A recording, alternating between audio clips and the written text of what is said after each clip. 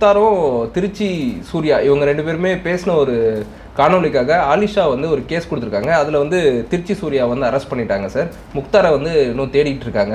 அவங்க 2 பேர் வந்து செருப்பால அடிக்கணும் ரோட்ல. அது ஒரு இஸ்லாமிய பெண்மகளாக இருந்தாலும் அந்த பெண் வந்து தைரியமாக வந்து பேட்டி கொடுக்குது. அதை நம்ம முதல்ல பாராட்டணும். இந்த முக்தார்லாம் யாருங்க வேணாம், உண்மையிலேயே வந்து அந்த பொண்ணு சொன்ன மாதிரி செருப்படி தான் வாங்க போகிறேன். வாயில சொல்ல முடியாதுங்க. அந்த 2 குழந்தை படத்தை போட்டு ஒரு படம் வந்து ஒன்றை மாதிரியே இருக்குது, இன்னொரு படம் அப்படின்னு சொல்லி நீங்கள் இப்போ கொஞ்சம் நேரத்துக்கு முன்னாடி பேரை சொன்னீங்க பார்த்தீங்களா, அவருடைய போட்டா போட்டிருக்காங்களாம். ஏன் உங்களுக்கு வந்து அம்மா இல்லையா, தங்கச்சி இல்லையா, ஒய்ஃப் இல்லையா, பசங்க இல்லையா? சரி, இப்போ அண்ணாமலை புதுசா கட்சி ஆரம்பிக்கிறதா ஒரு செய்தி வந்து 2 நாளா வந்துட்டு இருக்கு. மதச்சார்பற்ற கொள்கையுடன் முழுக்க இளைஞர்களை மையப்படுத்தி அண்ணாமலை புதிய கட்சி தொடங்க உள்ளதாக தகவல் வெளியாகி உள்ளது. அப்பயே அவர் எம்எல்ஏ ஆக முடியல, அப்பயே அவர் வந்து ஒரு கவுன்சிலர் கூட ஆக முடியல, ஒரு எம்பி ஆக முடியல. இப்போ திருப்பி ரீமேக் மாதிரி இப்போ விஜய் எங்கேயோ போயிட்டாரு. அமைதியாக வந்து உங்கள் கட்சியிலே கண்டினியூ பண்ணுங்க, அப்படின்னா நேரம் வெளிச்சத்துக்கு வாங்க. அவர் என்ன சொல்கிறாரா, மதச்சார்பின்மை கோட்பாட்டை நான் பேசுன்ற மாதிரி டைலாக் பேசிக்கார். இன்னைக்கு உங்கள் கட்சியில் வந்து ஏற்றுப்பீங்களா சார் அவர்? அண்ணாமலை வந்து இப்போ நம்ம வெல்கம் பண்ணுறோம் பிரதர். அங்கே விலகிட்டாருன்னே அவர் வந்து நான் வாஷிங் மிஷினில் போட்டு அவர் நம்ம சுத்தமாக க்ளீன் பண்ணிட்டோம்னு அர்த்தம். தூய சக்தியாக மாறிட்டார், தீய சக்தி இல்லை. ஆனால் அவர் வெல்கம் பண்ணுறான். ஒரே மனிதர் வந்து அல்லாஹ் பண்ணுறாரு, பிரேஸ்தி லாடுன்றாரு, முருகா முத்து குமரா கடம்பா அப்படின்றாரு. அப்போ என்ன அர்த்தம்? தமிழர்கள் பண்பாடு அப்படி. ஓகே சார், இப்போ இந்த அண்ணாமலை கட்சி தொடங்குறது வந்து பார்த்தீங்கன்னா, இப்போ ஆல்ரெடி திமுக வந்து ஜென்சி அப்படின்னு சொல்லிட்டு ஒரு இதை ஸ்டார்ட் பண்ணியிருக்காங்க. ஏன்னா இளைஞர்கள் தான் வந்து விஜய்க்கு வாக்கு போட்டதா அவங்க வந்து ஈர்க்கணுன்றதுக்காக அந்த மாதிரி ஒரு இது பண்ணுறாங்க. அதுக்கு என்ன பண்ணோம்னா, அவங்க வந்து திமுக காரங்க கிழவனை பூரா கூட்டியாந்து வச்சுக்கிட்டு அவங்க ஜென்சி கிட்ஸுன்னு அவங்க ஏதோ டைலாக் பேசிக்கிட்டு இருக்கிறாங்க. பார்த்தீங்களா, பார்க்கலையா? அண்ணாமலை நம்பி இளைஞர்கள்லாம் போயிடுவாங்களா சார்? ஒரு ரூபாய் போக மாட்டேன். அது மட்டும் இல்லாமல் வர தேர்தலில் அவங்க 3 கூட்டி சேர போகிறாங்களாம். திமுக, அதிமுக, பிஜேபி. கேள்விப்பட்டீங்களா? இப்போ பேச்சுவார்த்தை நடந்துக்கிட்டு இருக்குல்ல. அடுத்த பிரதமர் யாருன்னா ராகுல் காந்தி தான். அடுத்த துணை பிரதமர் யாருன்னா எழுச்சி தமிழர் தான். அடுத்த நிரந்தர முதல்வர் யாருன்னா விஜய் தான் அப்படின்றத மக்கள் முடிவு பண்ணிட்டாங்க.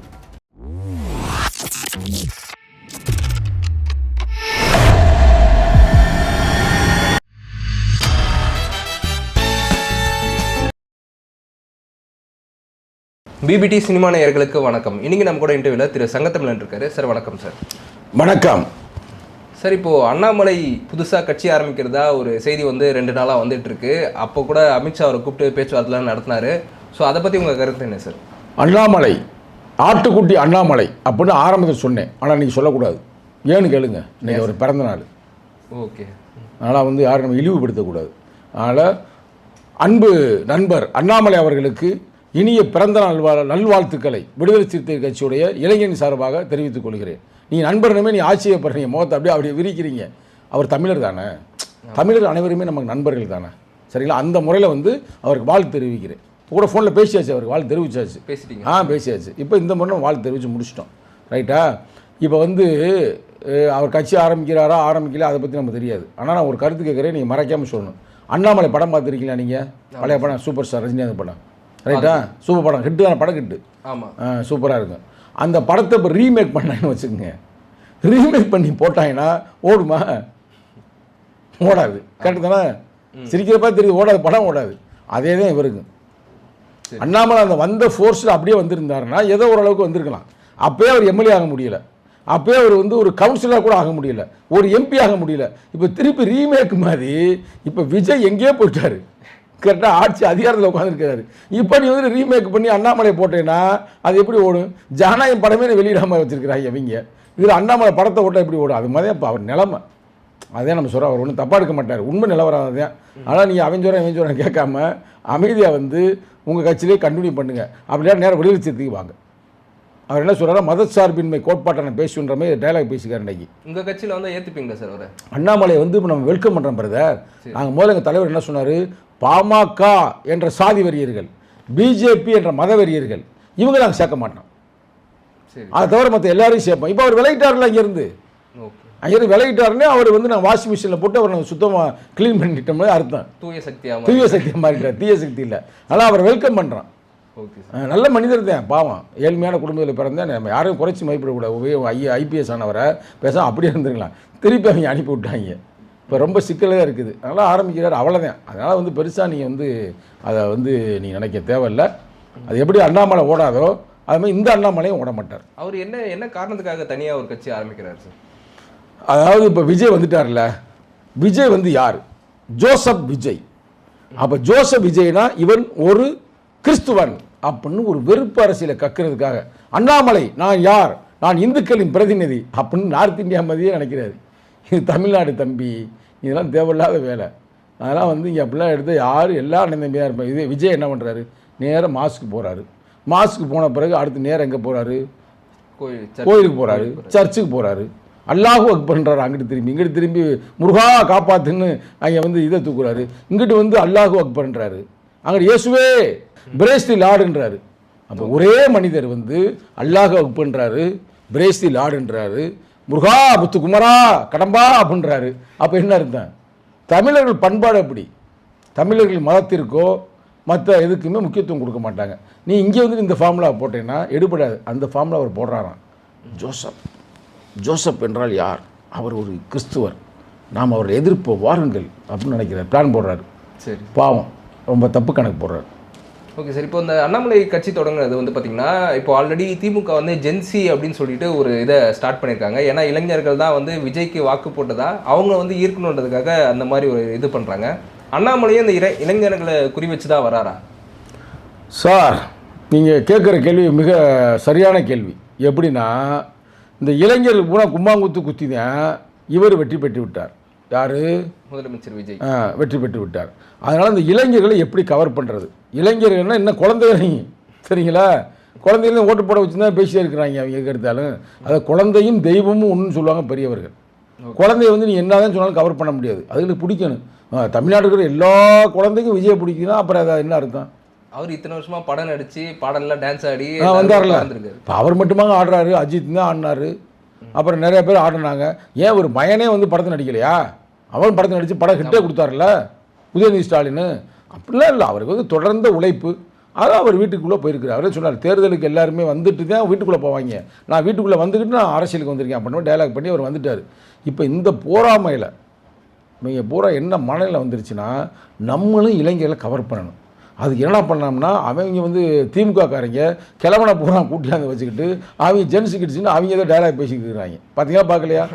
அது ஏதோ இந்த ஒரு அம்மா இந்த ஜூலியா கபடிக்கெலாம் வந்து குரல் கொடுத்துச்சு, அந்த அம்மா வச்சு அவங்க ஜல்லிக்கட்டுக்கெலாம் வந்து குரல் கொடுத்துச்சு. ரைட்டா? கபடினா அந்த அம்மா ஒரு படத்தில் கபடி ஆடு, அந்த ஞாபகத்தில் நான் சொல்கிறேன். கரெக்டாக? ஜல்லிக்கட்டுலாம் வந்து பண்ணிச்சு. அப்புறம் பிக் பாஸ்லாம் உள்ளே போச்சு. அது ஓவர டைலாக் பேசி பண்ணி ஏதோ பண்ணியிருக்கு. இதை பார்த்துட்டு நம்ம பிஜேபிக்காரன்ட்டு இருக்கிற பூரா கிழவனாக இருக்கிறேன். அப்போ பிஜேபியோட முகத்திரையில் வந்தோம்னா, அந்த முகத்தோடு வந்தோம்னா ஒரு பயம் வரமாட்டேன். அப்போ விஜயை எதிர்க்கணும்னா நம்ம ஏதாவது ஃபார்முலா பண்ணணும்.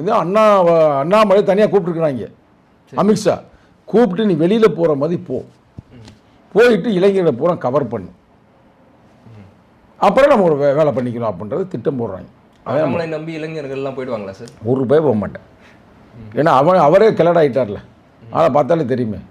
ரொம்ப வந்தப்போ கொஞ்சம் எங்கே இருந்த தெரிஞ்சார் பார்க்குறதுக்கு. இப்போ ரொம்ப மன உளைச்சலில், தொடர் பிரச்சனை இல்லை. அவருக்கு இந்த சீட்டு கொடுக்கலைங்க, அதிலே ரொம்ப மனசு உடஞ்சிட்டார். சீட்டு கொடுக்காம விட்டாங்க அப்படின்னு. கரெக்டுங்களா? ரெண்டாவது அவர் பின்னாடி போகிறவங்க யாருன்னா மத வெறியர்களும் சாதி வெறியர்களுங்க. அவன் ஆல்ரெடி வந்து இதுக்கு போயிட்டாங்க, எங்கள் பாமகவுக்கு. அப்போ அங்கேருந்து எப்படி கூப்பிட்றது? வேறு வந்து நம்மகிட்டருந்து கூப்பிட முடியாது, விஜயிலேருந்து கூப்பிட முடியாது, கம்யூனிஸ்ட்லேருந்து கூப்பிட முடியாது. அவர் எங்கேருந்து நீ ஆளை பிரிப்பார்னா, நல்லா கேட்டுக்குங்க, அதிமுகலேருந்து ஆளை பிரிப்பார், திமுகலேருந்து ஆளை பிரிக்கலாம் ஒருவேளை, அதே மாதிரி பாமகலேருந்து ஆளை பிரிக்கலாம். அவர் பிரிக்கிறனால எங்களுக்கு கவலையும் இல்லை.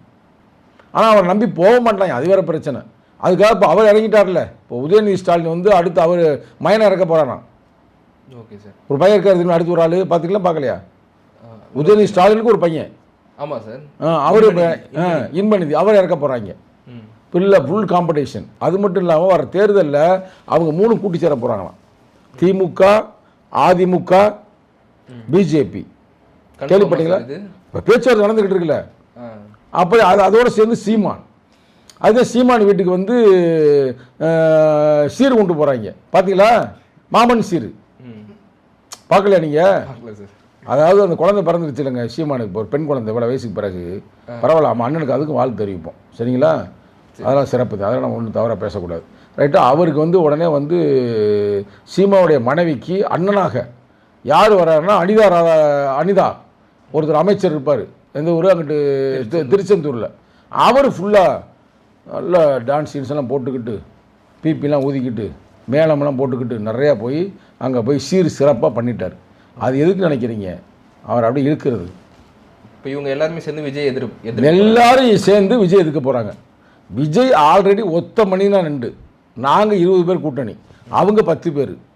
இப்போ எல்லாத்தையுமே வச்சு அவர் 108 சீட்டு வந்தார். இப்போ நாங்கள் எல்லாரும் சேர்ந்து ஒன்றா நின்று அடுத்து நாங்கள் தேர்தலை சந்தித்தால் அவர் வந்து 40க்கு 40 வந்துடுவோம். நாங்கள் வர எந்த தொகுதி பார்லிமெண்ட் எலெக்ஷனில்.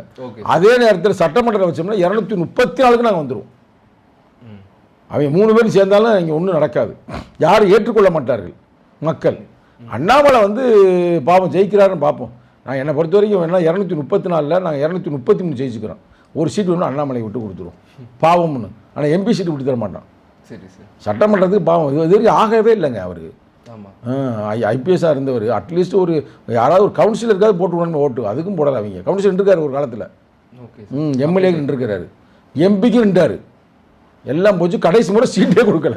இந்த சோக கதையை பாருங்கள், முதல்ல சீட்டை கொடுத்து தோக்க வச்சாங்க, கடைசியில் வந்து சீட்டை அவர் கொடுக்காம போயிட்டாங்க. இப்போ அவர் ரொம்ப மன உளைச்சல் இருந்தார். அதுதான் அமித்ஷா கூப்பிட்டு இதெல்லாம் திட்டம் போட்டிருக்கிறாரு. அந்த திட்டம் பழிப்பதற்கு தமிழ்நாட்டில் வாய்ப்பு இல்லை.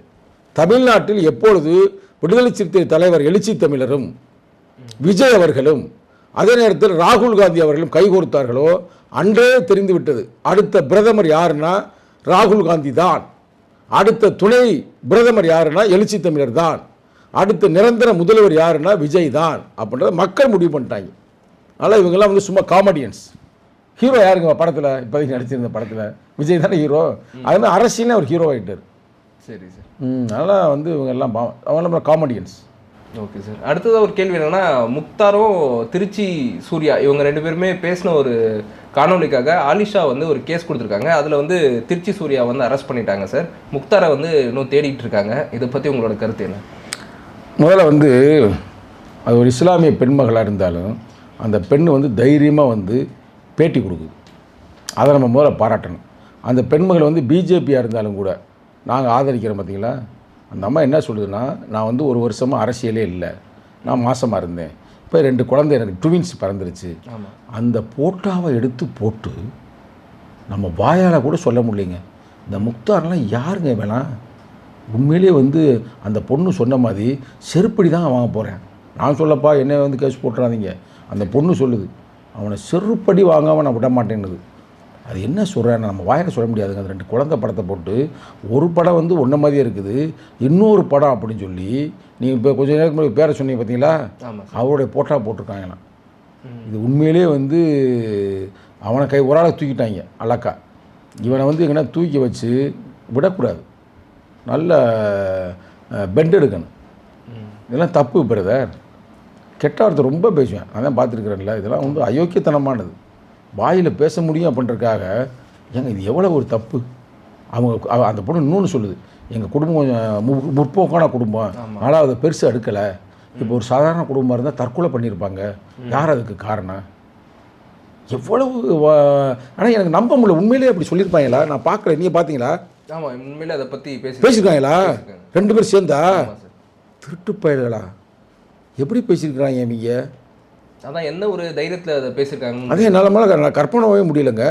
அவள் பெண்களை இவங்க எப்படி நினைக்கிறாங்க? பெண்களை ரொம்ப மற்ற ரகமாக நினைக்கிறாங்க. அவருக்கு அந்த புத்தி அவனுங்க பிள்ளை குட்டிகள் இல்லாமல் இருக்க தானே செய்யுது, பொண்டாட்டிலாம் இருக்கும்ல. எப்படி பேசுகிறாங்க ஒரு பெண்ணை வந்து? அது யாராக இருக்கட்டும்ங்க. அந்த பெண்ணை வந்து அதான் அந்த பொண்ணு வந்து ஒரு இஸ்லாமியர் பெண் வேறு, ஸ்போர்ட்ஸ் மேனில் அந்த பொண்ணு. ஆமாம் சார். தப்பு பிரதர். ஆமாம், அது வந்து பிஜேபி கட்சியாக இருந்தாலும் சரி, யாராக இருந்தாலும் சரி, தளபதி ஸ்டாலின் அவர்களே நீங்கள் வந்து பெண் எடுங்க. ஸ்டாலின் சொல்கிறீங்க சார்? ஸ்டாலின் சொல்லிட்டேன்னா பாருங்கள், தளபதினாலே நம்ம ஸ்டாலின் பேரே வருதுங்க. அதனால் இன்றைக்கி நம்ம முடிவு பண்ணிடுறோம், இனிமேல் ஸ்டாலின்ற ஐயா அவர்களே உங்களுக்கு தளபதி பட்டத்தை நாங்கள் அன்றைக்கே எடுத்துட்டோம், ரைட்டா? இனிமேல் வந்து தளபதி என்றாலே யார்? ஜோசப் விஜய் தான். Okay sir. ரைட்டை பார்த்தீங்களா மாட்டோம் அங்கே போயிட்டான். இப்போ தளபதினா நம்ம பல முறை விளக்கம் கொடுத்தாச்சு. தளபதினா நடக்காதை நடத்தி காட்டுபவன், கனவுல இருக்கிறத கற்பனையில் இருக்கிறத சாத்தியக்கூறாக்குவன தளபதி. ஆனால் இன்றைக்கி தளபதி அப்போ இவர் தான். தளபதி அவர்கிட்ட பட்டத்தை வாங்கியிருக்கேன். இப்போ நான் சொன்னால் கூட நிறுத்திடுங்க, தப்பாக சொல்கிறீங்க, தளபதி அவரில் இவர்தான் அப்படின்னு சொல்லியிருக்கேன். அதனால் அந்த பட்டம் வந்து முழுக்க முழுக்க உங்களுக்கு கொடுக்கப்பட்டிருக்கிறது.